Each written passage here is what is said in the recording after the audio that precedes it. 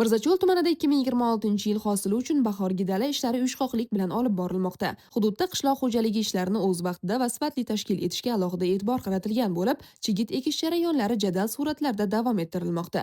Xususan, tumanda faoliyat yuritayotgan Alijon Amanqulov fermer xo'jaligi dalalarida ham chigit ekish ishlari zamonaviy agrotexnik yondashuvlar asosida tashkil etilgan. Keng dala maydonlarida zamonaviy qishloq xo'jaligi texnikalari yordamida ekish jarayonlari samarali amalga oshirilmoqda. Mazkur fermer xo'jaligining jami ekin maydoni 52 gektarni tashkil etib, shundan 32 gektar yerga paxta, 20 gektar maydonga esa g'alla ekish rejalashtirilgan. Ekin maydonlaridan samarali foydalanish va agrotexnik tadbirlarni to'g'ri tashkil etish orqali yuqori hosildorlikka erishish maqsad qilingan. Mutaxassislarning ta'kidlashicha, chigit ekish jarayonlari agrotexnik talablar asosida belgilangan muddatlarda amalga oshirish kelgusida niholning bir tekis unib chiqishi va yuqori hosil olishning muhim omillaridan biri hisoblanadi. Shuningdek, fermer xo'jaliklarida dala ishlari izchil reja asosida yo'lga qo'yilgan bo'lib, texnika va ishchi kuchining uyg'un faoliyati ta'minlanmoqda.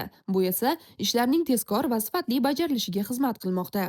Ayni paytda hududda olib borilayotgan chigit ekish ishlari mutasaddi tashkilotlar nazoratida bo'lib, fermer xo'jaliklar rahbarlariga zaruriy amaliy tavsiyalar berib borilmoqda. Bugungi kunda Mirzacho'l dalalarida amalga oshirilayotgan tizimli ishlar kelgusida mo'l va sifatli hosil yetishtirish uchun mustahkam zamin yaratmoqda.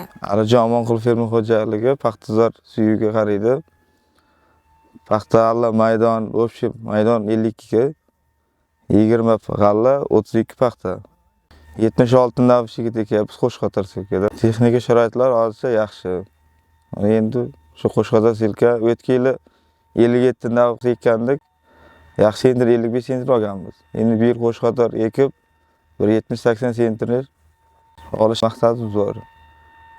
Prezidentimizga rahmat aytaman. Shu tumanimiz hokimiyatiga, shu viloyat hokimiga mana shunday sharoitlar berganiga, shu 76 nav sxemasini olib kirganiga rahmat. Shu 76 ni ekishga tavsiya qilaman fermerlarga. Foydasi yaxshi, o'tgan yil ko'rdik foydasini. Shu 57 ekib ko'rdik. Endi bu yil shu 76 ekib bir 80-90 sentner olish niyat bor.